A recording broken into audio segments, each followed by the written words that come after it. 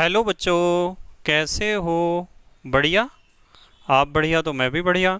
तो देखो बच्चों, आज हमें क्या पढ़ाई करनी है। आज है हमारे पास क्लास 11th का यूनिट नंबर 6 का वीडियो नंबर 7। तो बेटे ये छठे यूनिट का 7वां वीडियो है और इससे पहले 6 वीडियो आपको प्लेलिस्ट में भी मिल जाएंगे, नीचे डिस्क्रिप्शन में भी मिल जाएंगे और कुछ समय बाद आई बटन में भी लिंक आ जाएगा, जहां आप यूनिट नंबर 6 को पूरा पढ़ सकते हो, समझ सकते हो और अपने सुंदर से नोट्स बना सकते हो, जो एग्ज़ाम में आपकी बहुत ज़्यादा हेल्प करेंगे। इसी के साथ साथ आपको नीचे डिस्क्रिप्शन में पीडीएफ नोट्स का लिंक भी मिल जाएगा और आप पीडीएफ नोट्स के लिए टेलीग्राम पर भी सर्च कर सकते हो KMD सहारनपुर। तो देखते हैं आज का हमारा टारगेट क्या है। आज बेटे हमें पढ़ना है एंट्रोपी। एंट्रोपी को इंग्लिश में भी एंट्रोपी कहते हैं और इसे कैपिटल S से प्रदर्शित करते हैं। तो एंट्रोपी के बारे में हमें क्या क्या बातें सीखनी हैं। सबसे पहली बात तो ये सीखनी है कि एंट्रोपी के बारे में बताने वाले जो वैज्ञानिक थे उनका नाम था क्लॉसियस। तो सबसे पहले तो आप अपनी कॉपी पे लिख लो कि एंट्रोपी के बारे में बताने वाले वैज्ञानिक जो थे उनका नाम क्या था, क्लॉसियस था। अब हम समझेंगे कि क्लॉसियस ने एंट्रोपी की क्या परिभाषा दी थी। क्लॉसियस ने बताया था कि किसी निकाय की अव्यवस्था की माप को एंट्रोपी कहते हैं। मान लो आपके पास कोई भी निकाय है और उसमें आप देखते हो कि उसमें कितनी अव्यवस्था है, तो उस अव्यवस्था की माप को ही एंट्रोपी कहते हैं। तो लिख लो पहले, फिर डिटेल में मैं इसे समझाऊंगा बहुत ज़्यादा। लिखो, किसी निकाय की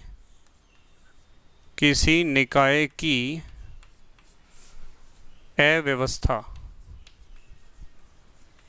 किसी निकाय की अव्यवस्था की माप को, मेरे साथ साथ लिखा करो, किसी निकाय की अव्यवस्था की माप को एंट्रोपी, अव्यवस्था की माप को एंट्रोपी कहते हैं।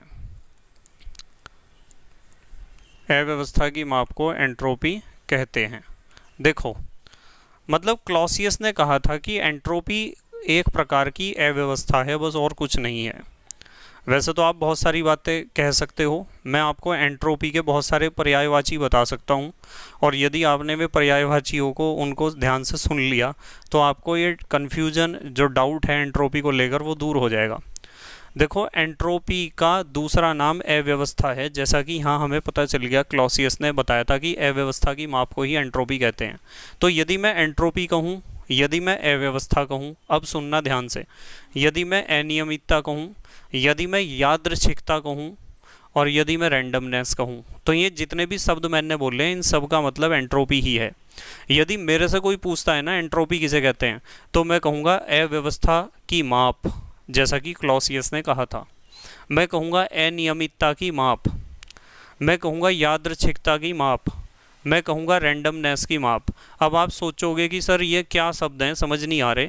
हमें अव्यवस्था भी पूर्ण रूप से समझ में नहीं आ रही, अनियमितता भी, यादृच्छिकता भी, रैंडमनेस भी, ये सभी शब्द हमारी समझ में नहीं आ पा रहे हैं कि इनका क्या अर्थ है। देखो मैं बताता हूँ क्या अर्थ है।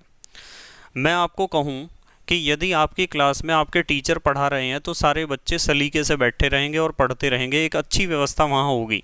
और यदि वहाँ एक बढ़िया व्यवस्था है तो मैं कहूँगा वहाँ एंट्रोपी बहुत कम है। ठीक है, एंट्रोपी बहुत कम है।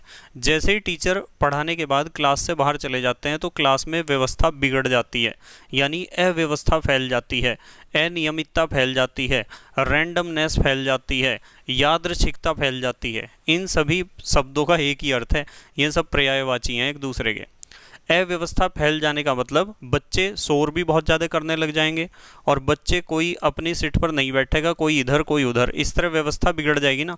तो जहाँ व्यवस्था बहुत ज़्यादा बिगड़ती है ना, तो वहाँ एंट्रोपी बहुत ज़्यादा बढ़ती है। और प्रकृति का यही नियम है कि जितनी भी प्राकृतिक घटनाएं हैं उनमें व्यवस्था बिगड़ती ही है, यानी उनमें एंट्रोपी बढ़ती है। यदि कोई मेरे से पूछता है ना प्राकृतिक घटनाएं या प्राकृतिक अभिक्रियाएं कैसी होती हैं, तो उसका एक लाइन में जवाब मैं दे सकता हूं कि जहां एंट्रोपी बढ़ती है ना, जिस अभिक्रिया में या जिस घटना में या जिस प्रक्रम में एंट्रोपी बढ़ती है, उसे हम कहते हैं प्राकृतिक घटना। ठीक है, मतलब जब टीचर क्लास से बाहर चले गए तो किसी ने आपको शोर मचाने के लिए या व्यवस्था बिगाड़ने के लिए बाह्य बल आपके ऊपर किसी ने नहीं लगाया, ये काम अपने आप ही हो जाता है। तो अव्यवस्था कहो या अनियमितता कहो या रैंडमनेस कहो या यादृच्छिकता कहो या कहो फिर एंट्रोपी, इन सभी बातों का एक ही मतलब है। जैसे प्रार्थना स्थल पर जब सारे अध्यापक भी उपस्थित हैं तो व्यवस्था वहाँ बहुत अच्छी होती है, तो हम कहते हैं कि एंट्रोपी बहुत कम है। और जैसे ही सारे टीचर प्रार्थना स्थल से अचानक चले गए और वहाँ केवल बच्चे बचे तो वहाँ व्यवस्था बिगड़ जाएगी, यानी एंट्रोपी बढ़ जाएगी।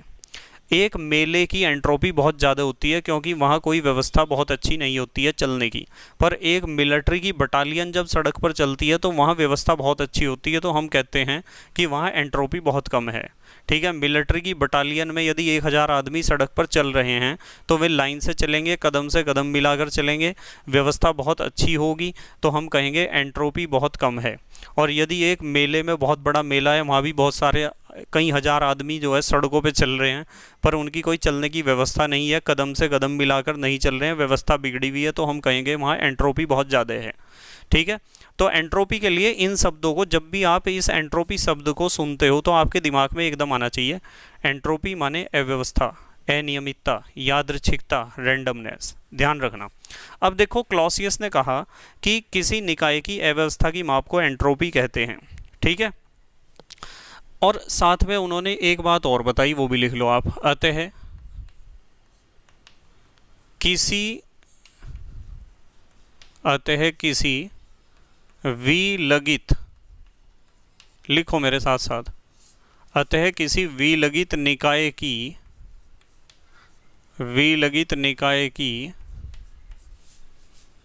अव्यवस्था, किसी विलगित निकाय की अव्यवस्था बढ़ने पर उसकी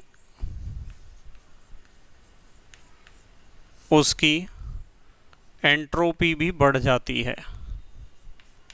अव्यवस्था बढ़ने पर उसकी एंट्रोपी भी क्या हो जाती है? बढ़ जाती है। तो यदि आपके पास कोई विलगित निकाय है और उसमें आप देख रहे हो कि एंट्रोपी बढ़ने का क्रम देख रहे हो, तो आप देखो व्यवस्था बढ़ रही है या अव्यवस्था बढ़ रही है। यदि उसमें अव्यवस्था बढ़ रही है तो समझो एंट्रोपी भी बढ़ेगी। ठीक है, तो ये बात तो है क्लॉसियस की। अब मैं एंट्रोपी के बारे में आपको बहुत अच्छी अच्छी बातें बताऊंगा, आप यहाँ लिख लो। अच्छा, एक पॉइंट एंट्रोपी के बारे में मेरे साथ साथ लिखियो। ठीक है, लिखो एंट्रोपी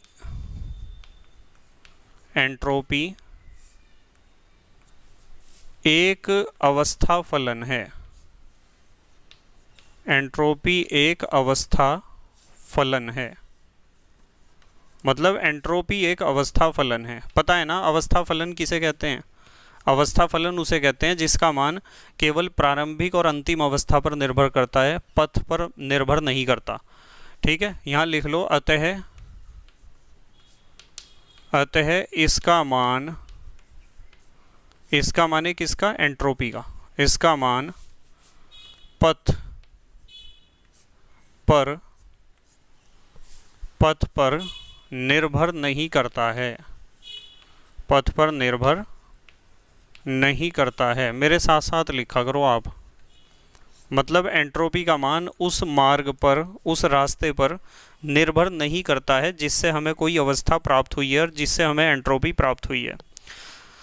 ठीक है, तो ध्यान रखना, एग्जाम में क्वेश्चन आता है कि एंट्रोपी कैसा है, अवस्था फलन है या पथ फलन है, तो आपको ध्यान रखना है एंट्रोपी क्या है? अवस्था फलन है। ध्यान रखोगे ना? ठीक है। अच्छा, एक चीज़ और बताता हूँ। ताप में, लिखो मेरे साथ साथ, ताप में वृद्धि करने पर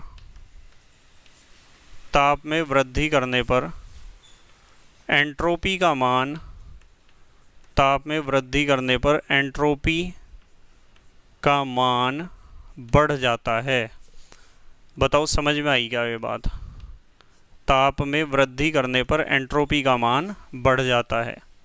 मान लो आपके पास कोई एक बर्तन है, उसमें गैस भर रखी है आपने, और आपने टेम्परेचर बढ़ा दिया, तो ताप बढ़ाने से अणुओं की ऊर्जा बढ़ेगी, गर्म हो जाएंगे सारे अणु गैस के, और गैस के अणु गर्म हो जाएंगे तो उनकी ऊर्जा बढ़ेगी, ऊर्जा बढ़ेगी तो वेग बढ़ेगा, वेग बढ़ेगा तो टक्करों की संख्या बढ़ेगी, टक्करों की संख्या बढ़ेगी तो अव्यवस्था बढ़ेगी और जब अव्यवस्था बढ़ जाती है ना तो एंट्रोपी बढ़ जाती है। जब किसी पिक्चर हॉल में बहुत सारे आदमी बैठकर पिक्चर देखते हैं ना, जिस समय पिक्चर चल रही होती है, तो एक अच्छी व्यवस्था वहाँ बनी होती है, एंट्रोपी उस समय मैं कहूँगा बहुत कम है। और जैसे ही पिक्चर ख़त्म होती है, दी एंड, जैसे ही दी एंड लिखा आता है, उसके बाद वहाँ से जो एक साथ बहुत सारे आदमी निकलते हैं पिक्चर हॉल से, तो वहाँ व्यवस्था बिगड़ जाती है ना सारी। और जहाँ व्यवस्था जितनी ज़्यादा बिगड़ती है ना, वहाँ एंट्रोपी उतनी ज़्यादा बढ़ती है। ध्यान रखना, जब बाज़ार में आपको बहुत ज़्यादा भीड़ नज़र आती है ना, तो समझ जाया करो, अब तक तो आप कहते थे कि भीड़ बहुत ज़्यादा है, रश बहुत ज़्यादा है, अब आप कहोगे कि एंट्रोपी बहुत ज़्यादा है। क्या है बहुत ज़्यादा? एंट्रोपी। ध्यान रखना। तो यहाँ बताया कि ताप में वृद्धि करने पर एंट्रोपी बढ़ती है या बढ़ जाती है, क्योंकि टेम्परेचर बढ़ाने से अणुओं की क्या बढ़ती है? गतिज ऊर्जा। ठीक है। अच्छा, एक बात और बताता हूँ, चलो लिखो। दाब में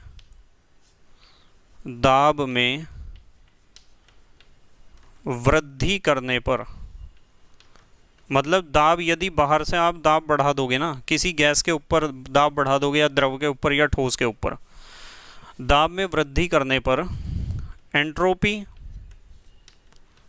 दाब में वृद्धि करने पर एंट्रोपी का मान घट जाता है। दाब में वृद्धि करने पर एंट्रोपी का मान घट जाता है। अब आप कहोगे कि सर कैसे, बताओ कैसे? मान लो आपके पास एक सिलेंडर में गैस है और आपने क्या काम करा, उस गैस के ऊपर पिस्टन से दाब बढ़ा दिया, तो गैस के अणु पास पास आ जाएंगे, और पास पास आ जाएंगे तो वे एक निश्चित व्यवस्था में अपने आप को रखने की कोशिश करेंगे। और जब निश्चित व्यवस्था में रखने की कोशिश करेंगे तो मैं कहूँगा एंट्रोपी घटेगी। ठीक है। दाब का प्रभाव सबसे ज़्यादा गैस पर ही होता है। यदि मैं ठोस या द्रव की बात करूँ ना, तो ठोस या द्रव पर ताप का प्रभाव भी ज़्यादा नहीं होगा, ना तो दाब का प्रभाव होगा ज़्यादा। ये ताप और दाब, इन दोनों का इफेक्ट सबसे ज़्यादा गैस पे ही होता है, क्योंकि आपको पता है गैस को ही ज़्यादा आप दबा सकते हो, और मतलब संपीड़ित कर सकते हो, और गैस को ही ज़्यादा आप फैला सकते हो। यदि कोई भी पदार्थ जितना ज़्यादा फैलता चला जाता है ना, तो समझो एंट्रोपी बढ़ती जाती है। ये जो ब्रह्मांड है ना, पूरी दुनिया, पूरा संसार, ये लगातार फैल रहा है। यदि आप थोड़े एडवांस लेवल पे बात करो तो हमारा ब्रह्मांड पूरा फैलता जा रहा है लगातार। और यदि ब्रह्मांड लगातार फैलता जा रहा है, इसका मतलब ये है पूरे ब्रह्मांड की एंट्रोपी लगातार बढ़ती जा रही है। क्योंकि जिन सभी रिएक्शंस में, अभिक्रियाओं में एंट्रोपी बढ़ती है, वे सभी ही प्राकृतिक अभिक्रियाएं होती हैं। और प्रकृति ने इस संसार को ऐसा ही बनाया है कि ये लगातार फैलता जा रहा है। और ये पूरा संसार एक विलगित निकाय है, आइसोलेटेड सिस्टम है, पूरा दुनिया, पूरा संसार, पूरा ब्रह्मांड। ठीक है। तो यहाँ ध्यान रखना है आपको कि दाब में वृद्धि करने पर भी एंट्रोपी, दाब में वृद्धि करने पर क्या होती है? घटती है। अच्छा, एक बहुत अच्छी बात बताता हूँ, चलो एग्जाम्पल में लिखते हैं इसे। एग्जाम्पल में एक बहुत बढ़िया बात बताऊँगा आपको, जो एग्ज़ाम में बहुत ज़्यादा पूछी जाती है। यदि मैं कहूँ कि पदार्थ की अवस्थाएँ जो होती हैं ना, ठोस, द्रव, गैस, उनकी एंट्रोपी का क्रम बताओ क्या होता है? एंट्रोपी का क्रम, पदार्थ की जो अवस्थाएं हैं, ठोस, द्रव, गैस, उनकी एंट्रोपी का क्रम क्या होता है? तो इनका क्रम आपको याद रखना है कि ठोस अवस्था जो होती है ना, उसकी एंट्रोपी सबसे कम होती है, और द्रव की एंट्रोपी, द्रव अवस्था की एंट्रोपी उससे ज़्यादा होती है, और सबसे ज़्यादा एंट्रोपी होती है गैस अवस्था की। अब आपके समझ में कुछ कुछ आ रहा होगा कि ठोस की एंट्रोपी सबसे कम क्यों है? क्योंकि ठोस में अवयवी कणों की एक निश्चित व्यवस्था होती है। ठोस पदार्थों में क्या होता है? अवयवी कणों की एक निश्चित व्यवस्था होती है, इसलिए ठोस पदार्थ के कण पास पास हैं, एक नियमित पैटर्न में व्यवस्थित होते हैं, जिसे आप कहते हो क्रिस्टलीय ठोस। तो यहाँ व्यवस्था अच्छी है तो एंट्रोपी कम होगी, यहाँ व्यवस्था थोड़ी बिगड़ गई और यहाँ तो अणु बहुत दूर दूर चले जाते हैं गैसीय अवस्था में, और जब गैसीय अवस्था में अणु बहुत दूर दूर चले जाते हैं तो हम कहेंगे कि एंट्रोपी बहुत ज़्यादा बढ़ चुकी है, क्योंकि अव्यवस्था बढ़ चुकी है, यानी व्यवस्था खराब हो चुकी है। भाई तीनों में सबसे बढ़िया अणुओं की व्यवस्था इसमें ही तो होगी, और इसमें व्यवस्था होगी सबसे खराब। जहाँ व्यवस्था सबसे खराब है वहाँ एंट्रोपी सबसे ज़्यादा होगी। ठीक है, तो ये है एंट्रोपी का क्रम तीनों अवस्थाओं में। ठीक है। अच्छा, एक बात और सीख लो। मान लो आपके पास एक बर्तन है, उसमें आपने गैस ले रखी है ऑक्सीजन, एक में ले रखी है कार्बन डाइऑक्साइड, एक में ले रखी है नाइट्रोजन। तीनों बर्तनों से आपने एक बड़े से सिलेंडर में तीनों गैसों को डाल दिया। तो जब वे गैस अलग अलग थी ना, तो उनकी एंट्रोपी बहुत कम थी, और जब आपने सबको मिला दिया एक ही बर्तन में, तो बहुत सारी गैसों को या दो से अधिक गैसों को जब एक बड़े बर्तन में आपस में मिलाया जाता है, मिश्रण बनाया जाता है, तो ऐसी स्थिति में भी एंट्रोपी बढ़ जाती है, व्यवस्था बिगड़ जाएगी। फिर कैसे? जैसे मैं एक एग्जाम्पल देता हूँ आपको, एक एग्जाम्पल सुनो ध्यान से ज़रा। मैं इस एंट्रोपी को सही लिख दूँ, थोड़ा सीधा लिख दूँ, और एक एग्जाम्पल बता रहा लिखते हुए ही, उस एग्जाम्पल को ध्यान से समझना। मैं आपको यूँ कह रहा कि आपका जो स्कूल है ना, जिस स्कूल में आप पढ़ते हो, उसकी यूनिफॉर्म मान लो वाइट कलर की है। आपके स्कूल की यूनिफॉर्म है वाइट कलर की, ठीक है। और एक आपके स्कूल से कुछ दूरी पर स्कूल है, उस स्कूल के बच्चों की यूनिफॉर्म है रेड कलर की। और थोड़ी दूरी पर एक स्कूल और है, उस स्कूल के बच्चों की यूनिफॉर्म है ब्लैक कलर की। तो जब तक आप अपने अपने स्कूल में हो, तो आप अपनी अपनी यूनिफॉर्म पहन रहे। आपके जो प्लेग्राउंड है उसमें सारे बच्चे वाइट कलर की यूनिफॉर्म में दिखाई दे रहे। जो थोड़ी दूर पे स्कूल है उसके प्लेग्राउंड में सारे बच्चे रेड कलर की यूनिफॉर्म में दिखाई दे रहे। उससे थोड़ी दूर पे जो स्कूल है उसके प्लेग्राउंड में सारे बच्चे ब्लैक कलर की यूनिफॉर्म में दिखाई दे रहे। यानी एक अच्छी व्यवस्था बनी हुई है, एंट्रोपी बहुत कम है तीनों स्कूलों की अपनी अलग अलग। अब मैंने कहा कि यार एक बड़ा सा प्लेग्राउंड है और वहाँ तीनों स्कूल के बच्चों को इकट्ठा होना है एक चौथे प्लेग्राउंड में। तो चौथे प्लेग्राउंड में जब तीनों स्कूल के बच्चे आ जाएंगे ना, और वे पूरे प्लेग्राउंड में फैल जाएंगे, तो कहीं तो आपको सफ़ेद सफ़ेद यूनिफॉर्म वाले नज़र आ रहे, कहीं लाल वाले और कहीं काले यूनिफॉर्म वाले। तो सब मिक्स हो जाएंगे ना आपस में, और जब सब आपस में मिक्स हो जाएंगे तो व्यवस्था बिगड़ जाएगी। और जब व्यवस्था बिगड़ जाती है तो हम कहेंगे कि एंट्रोपी बढ़ गई है। एंट्रोपी बढ़ जाती है ना, तो यहाँ लिखा हुआ है नंबर 2 पे हम लिखेंगे इसी बात को, ठीक है। नंबर 2 पे हम लिखेंगे जब गैसों को आपस में मिलाते हैं तो एंट्रोपी में क्या होती है? वृद्धि। तो यहाँ लिख लो आप, विभिन्न गैसों को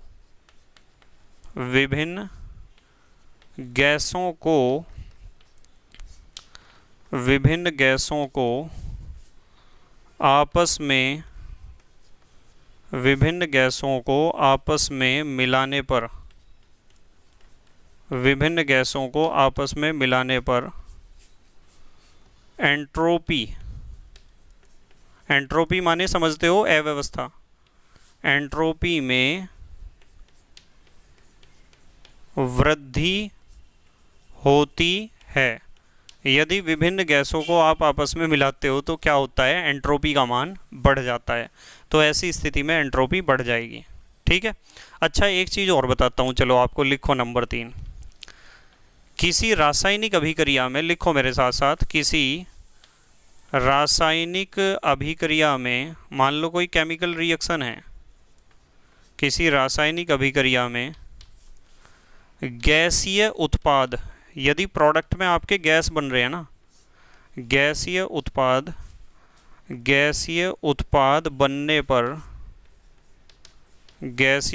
बनने पर क्या होगा बताओ? यदि प्रोडक्ट में यदि गैस बनेगी तो अव्यवस्था फैल जाएगी, और अव्यवस्था फैल जाएगी तो एंट्रोपी क्या हो जाएगी? बढ़ जाएगी। क्योंकि गैस की नेचर देखो, यहाँ लिखा हुआ है गैस की एंट्रोपी सबसे ज़्यादा होती है, क्योंकि उसके पार्टिकल्स की कोई निश्चित व्यवस्था नहीं होती है।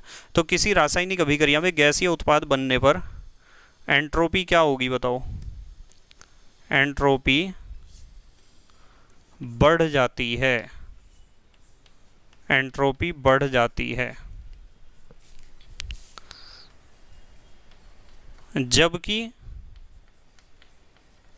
जबकि ठोस उत्पाद बनने पर, यदि प्रोडक्ट में आपके सॉलिड बन रहे हैं, सॉलिड ठोस उत्पाद बनने पर क्या होगा बताओ? ठोस उत्पाद बनने पर एंट्रोपी क्या हो जाएगी? एंट्रोपी घट जाती है। ये चीज़ें आपको बेटे समझ में आनी चाहिए सारी। मतलब ध्यान रखना कि यदि आप किसी केमिकल रिएक्शन को प्रोसीड करा रहे हो और उसमें आपके प्रोडक्ट गैसीय अवस्था में प्राप्त हो रहे हैं तो एंट्रोपी बढ़ेगी, ठीक है। देखो, ठोस से गैस की तरफ को यदि आप जा रहे हो तो एंट्रोपी बढ़ती है, और गैस से ठोस की तरफ को जा रहे हो तो एंट्रोपी क्या होती है? घटती है, ठीक है। चलो अच्छा, बहुत सारी बातें बताता हूँ तुम्हें, और एक हेडिंग लिखो, नोट में बताता हूँ कुछ अच्छे अच्छे पॉइंट। नोट हेडिंग लिखो और इसमें पहला पॉइंट लिखो नोट में। यदि मैं आपसे पूछूं कि 1 मोल पदार्थ है मेरे पास, 1 मोल पदार्थ है, कोई सा भी पदार्थ है 1 मोल, और 1 मोल पदार्थ की एंट्रोपी को हम क्या कहेंगे? एक मोल पदार्थ की एंट्रोपी को हम किस नाम से पुकारते हैं? यदि हमारे पास एक मोल पदार्थ है और उसकी एंट्रोपी देखनी है तो उसे किस नाम से पुकारते हैं? तो ध्यान रखना, एक मोल पदार्थ की एंट्रोपी को हम कहते हैं मोलर एंट्रोपी। पेपर में सवाल आ जाता है, मोलर एंट्रोपी। एक मोल पदार्थ की एंट्रोपी को हम क्या कहते हैं? Molar entropy. ध्यान रखना आप, मतलब अलग अलग पदार्थ की मोलर एंट्रोपी अलग अलग होती है, ठीक है। अच्छा, एक चीज़ और लिखो आप नंबर 2 पे, यहाँ से लिखते हैं। चलो एक चीज़ लिखो, आप मेरे साथ साथ लिखा करो। 298 केल्विन ताप व एक वायुमंडलीय दाब पर 298 केल्विन ताप व एक वायुमंडल को एटीएम लिख सकते हैं ना, एक वायुमंडलीय दाब पर क्या लिखा है हमने? 298 केल्विन ताप व एक वायुमंडलीय दाब पर एक मोल पदार्थ की जो एंट्रोपी होती है, एक मोल पदार्थ है आपके पास और उसकी एंट्रोपी जो होती है उसे हम क्या कहते हैं? उसे हम कहते हैं मानक एंट्रोपी। क्या कहते हैं? मानक एंट्रोपी। ये भी पेपर में पूछा जाता है, मानक एंट्रोपी कहते हैं। और इसे एस नॉट से लिखते हैं हम, एस नॉट से प्रदर्शित करते हैं। तो ये चीज़ भी आपको ध्यान रखनी है। अच्छा, जल्दी से पोज करके लिखो, फिर मैं अगली बातें बताऊंगा आपको। पोज करके लिखो, इसे मिटा दूं। लिख लिया बेटे? ठीक है, ठीक है।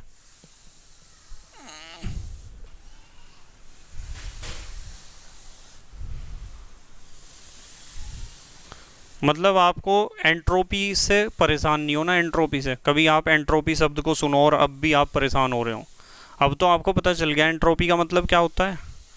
एंट्रोपी का मतलब होता है कि कोई भी निकाय है, उस निकाय में कितनी अव्यवस्था है, ठीक है। जितनी ज़्यादा अव्यवस्था होगी एंट्रोपी भी उतनी ही ज़्यादा होगी। तो किसी निकाय की अव्यवस्था की माप, अव्यवस्था की जगह आप अनियमितता भी कह सकते हो। भाई अव्यवस्था की माप कह दो, अनियमितता की माप कह दो, या रैंडमनेस की माप कह दो, या यादृच्छिकता की माप कह दो। ये सारे पर्यायवाची शब्द हैं। और अव्यवस्था या रैंडमनेस या अनियमितता की माप को ही हम कहते हैं, क्या कहते हैं? एंट्रोपी, ठीक है। अच्छा, मैं एक क्वेश्चन पूछ रहा आपसे, उसका जवाब दो मुझे। मैं आपको यूँ कह रहा कि आप एक बार जाते हो किसी, मान लो आप कहीं मेले में गए, एक बार तो आप गए मेले में, और एक बार गए किसी जैसे कोई एकेडमी होती है ना, जैसे मैं कहूँ इंडियन मिलिट्री एकेडमी IM में। एक बार तो गए आप मेले में और एक बार गए आप IM में। इंडियन मिलिट्री एकेडमी देहरादून में है ना उसका सेंटर। तो दोनों जगह आप जब घूम के आए तो मैं पूछता हूँ आपसे कि एंट्रोपी बताओ ज़्यादा कहाँ होगी? मेले में एंट्रोपी ज़्यादा होगी या इंडियन मिलिट्री एकेडमी में ज़्यादा होगी एंट्रोपी? तो क्या जवाब होगा बताओ आपका? जवाब बताओ जल्दी से। दोनों जगहों में से कहाँ ज़्यादा एंट्रोपी होगी? और फिर हम पढ़ते हैं तीसरा पॉइंट। बहुत अच्छा, आया जवाब? जवाब लिख देना आप कमेंट में, मैं देखूँगा कि आपने क्या जवाब लिखा है। चलो खैर, अब हम सीखेंगे तीसरा पॉइंट। जो उत्क्रमणीय अभिक्रिया होती है ना आपकी, और उत्क्रमणीय अभिक्रिया में साम्य अवस्था प्राप्त हो जाती है। साम्य अवस्था उसे कहते हैं जब अग्रिम अभिक्रिया और विपरीत अभिक्रिया के वेग बराबर हो जाते हैं, तो उस अवस्था को हम कहते हैं साम्य अवस्था। तो मान लो आपके पास कोई उत्क्रमणीय अभिक्रिया है और उसमें साम्य अवस्था आपको प्राप्त हो गई है, तो उसमें एंट्रोपी क्या होगी? अधिकतम होती है। एंट्रोपी उस समय क्या होती है? अधिकतम। लिख लो इस बात को, किसी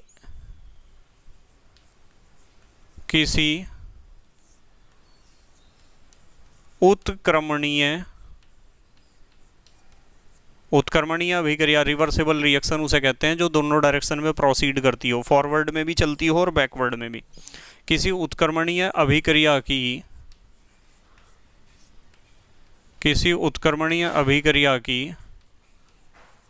साम्य अवस्था पर, किसी उत्क्रमणीय अभिक्रिया की साम्य अवस्था पर एंट्रोपी का मान,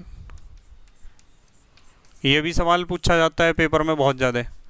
एंट्रोपी का मान, एंट्रोपी का मान अधिकतम होता है, एंट्रोपी का मान अधिकतम होता है। तो यदि आपके पास कोई रिवर्सेबल रिएक्शन है, उत्क्रमणीय अभिक्रिया है, और उसमें आपको साम्य अवस्था प्राप्त हो चुकी है, तो साम्य अवस्था पर एंट्रोपी का मान मैक्सिमम होगा। ठीक है, क्यों होगा, कारण बताऊं? क्योंकि दोनों डायरेक्शन में रिएक्शन जो है इक्वल स्पीड से प्रोसीड कर रही होगी। अग्रिम दिशा में भी रिएक्शन दौड़ रही, विपरीत में भी दौड़ रही, और बराबर वेग से दोनों दिशाओं में रिएक्शन चल रही।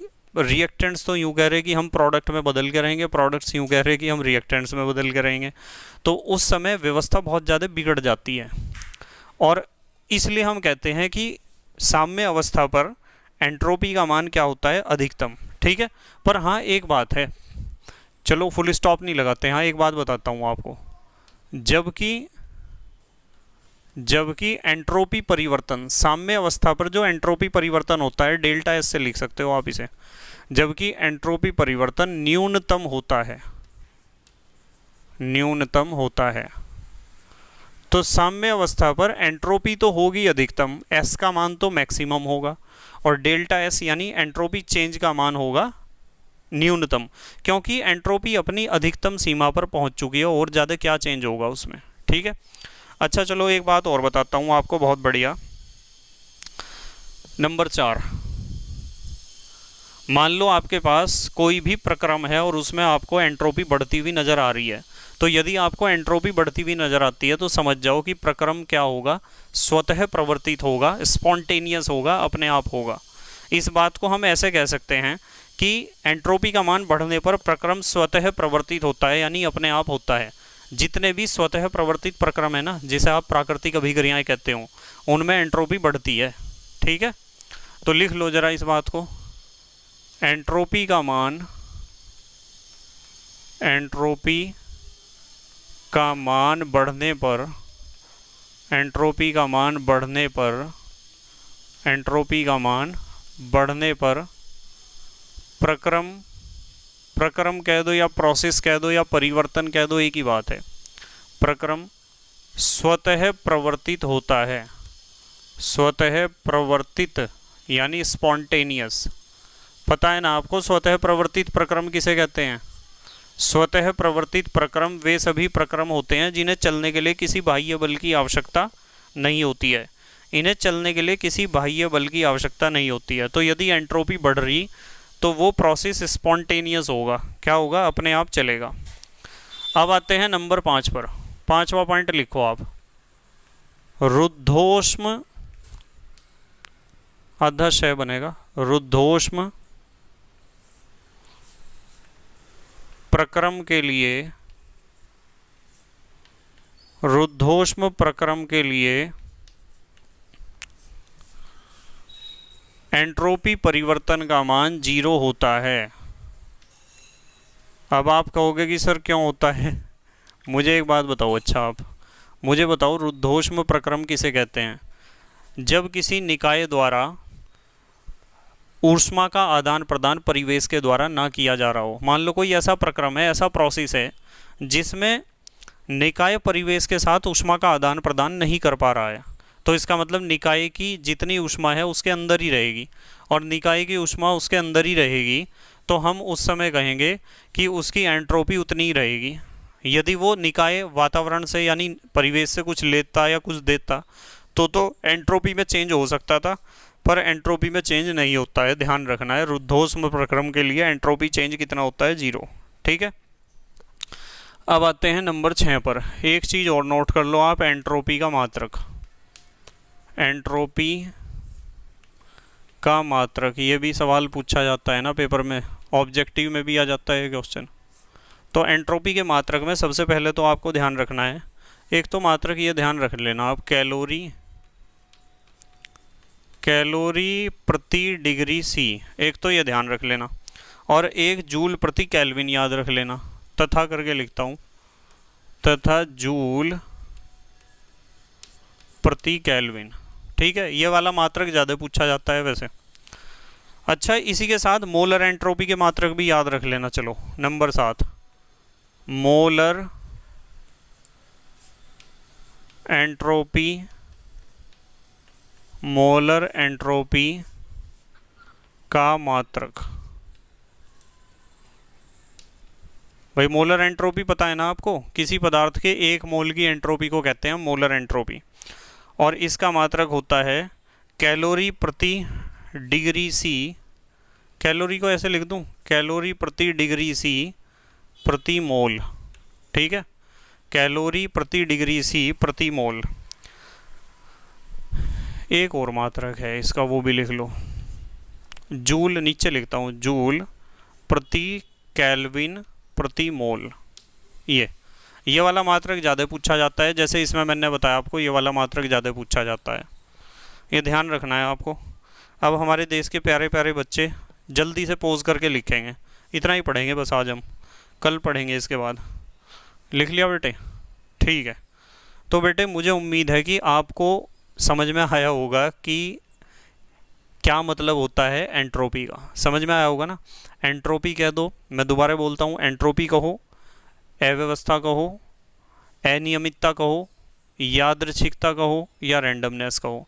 बस मेहनत और ईमानदारी से पढ़ते रहो और अपने हैंड रिटन नोट्स बनाते रहो। ठीक है, तो thank you very much for watching this video. Okay, bye.